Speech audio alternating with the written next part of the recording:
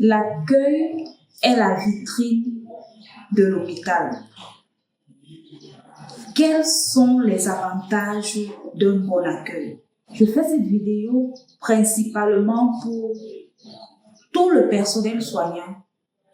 Je fais cette vidéo également pour les étudiants, tous ceux qui sont encore à l'école.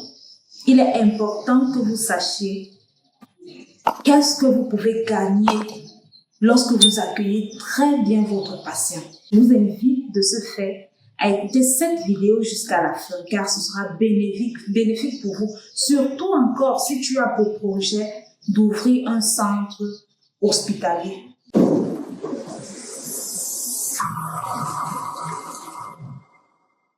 Salut, j'espère que tu te portes bien. Pour te servir, je suis Letty Déby et je suis sage-femme. Si tu es nouveau sur cette chaîne, je t'invite à liker les vidéos, à les partager, à cliquer sur la cloche de notification car je sais que tu vas t'abonner. Il faut d'abord qu'on sache ce qu'il faut, ce qui entre dans un bon accueil. On parle de quoi quand on parle de bon accueil? C'est après ça qu'on va te parler, que je vais te parler de ce que tu vas gagner si tu accueilles très bien ton patient en milieu hospitalier. Qu'est-ce qui entre dans un bon accueil? 1.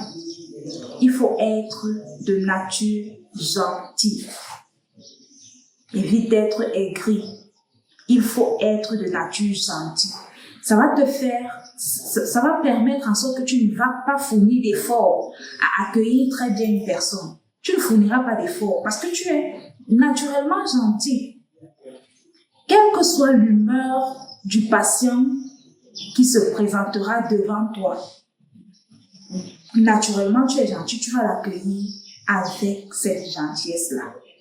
La deuxième des choses, il faut savoir faire la part des choses. Je vais m'expliquer. Lorsque vous quittez la maison, les problèmes de la maison sont censés rester au pas de la porte là. Dès que vous traversez le seuil de votre maison, vous laissez vos problèmes de maison à la maison. Quand vous arrivez à l'hôpital, même quel que soit ce que vous avez eu, c'est vrai que c'est une chose évidente, mais si vous travaillez cela, ça sera facile à la longue. Quand vous arrivez à l'hôpital, gérez les problèmes de l'hôpital. Certains portent les problèmes de la maison, leur frustration de la maison et les ramènent dans le milieu hospitalier. Du coup, ils sont d'une humeur massacrante. Genre, si tu lui poses, peu importe la question que tu lui poses, on te répond d'une manière arrogante. Ce qui fait que lorsqu'un patient peut-être veut un renseignement, pour toi, tu trouves qu'il n'a pas le droit de poser cette question. Il est là et il doit te faire confiance. Naturellement, non. C'est pas ça. Le patient a le droit d'être informé sur ce qui doit s'effectuer sur lui, sur ce que toi, personnel soignant, tu dois faire. Donc, du coup, tu te dois de le rassurer, de lui expliquer ce que tu vas faire. On travaille quand même sur des êtres humains et non sur des animaux. Nous ne sommes pas des vétérinaires. La troisième chose, il faut pouvoir se mettre à la place de l'autre. Ne faites pas à l'autre ce que vous n'aimerez pas qu'on vous fasse. Vous êtes peut-être personnel, nous sommes peut-être personnels soignants dans cet hôpital, mais nous serons peut-être patients dans un autre hôpital. Et on doit traiter la personne en face de nous comme on aimerait qu'on nous traite nous. Qu'est-ce que tu gagnes? Sache que ce que tu dois savoir, c'est que on t'observe. Tout le monde t'observe. Tu ne le sais pas. Le patient t'observe, les gardes malades t'observent, les médecins avec qui tu travailles t'observent. Tout le monde t'observe. Donc, du coup, seulement pour ça, tu dois bien accueillir tes patients. Seulement pour ça, tu dois être gentil, serviable.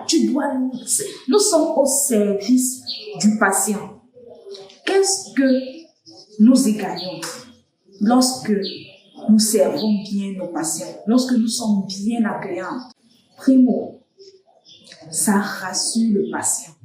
Il y a des patients qui viennent de chez eux avec une certaine perception de certaines maladies. Lorsqu'il arrive en face de vous, la façon dont vous l'accueillez, la façon dont vous lui parlez de cette maladie le rassure. Du coup, je vous assure, il guérit à 50%. D'autres, par exemple, ils ont des préjugés sur l'hôpital dans lequel vous travaillez, genre, on ne s'occupe pas des gens, genre ci, genre ça. Et quand il arrive, il a déjà des idées préconçues. Lorsqu'il arrive, si vous le prenez ou alors vous l'accueillez mal, c'est fini. Ces idées-là vont caler une fois. Par contre, lorsque vous le prenez avec gentillesse, vous le prenez avec douceur, vous lui expliquez ce qu'il faut, même il grogne comme je ne sais quel animal, il va se calmer et revenir à la raison. Lorsque vous accueillez bien votre patient et lorsque vous lui expliquez bien la chose, cela montre que vous maîtrisez même d'abord votre domaine, vous maîtrisez la chose, vous maîtrisez ce que vous êtes en train de faire et ça rassure le patient. Le deuxième avantage, lorsque vous avez un patient rassuré, je vous assure, quand il va sortir de votre centre hospitalier, c'est lui qui fera votre publicité. Lorsqu'on parlera de vous au quartier, c'est lui qui dira, qui ira avec cette nouvelle-là que la dame qui m'a reçue là-bas, à l'hôpital de tel, à l'hôpital X, franchement, vraiment, non. Je te conseille d'y aller. Un autre avantage, je vous assure, si le patient n'est pas psychologiquement stable, parfois même le traitement que vous lui administrez ne fonctionne pas. Et qu'est-ce qu'il faut pour qu'il soit psychologiquement stable? Vous devez bien l'accueillir. Vous devez le rassurer. Le rassurer. Et là, il sera confiant. Il va vous confier son corps et vous allez le soigner comme il se doit. Il va rentrer. Des fois, certains développent des maladies psychologiques où il faut juste lui parler comme il faut. Quand un patient est rassuré, quand un patient est satisfait, vous également, vous l'êtes. Vous, personnel soignant, le merci qu'il vous donne dépasse même peut-être l'argent qu'il va vous donner. Tellement la reconnaissance, cette reconnaissance-là, c'est vraiment un tout.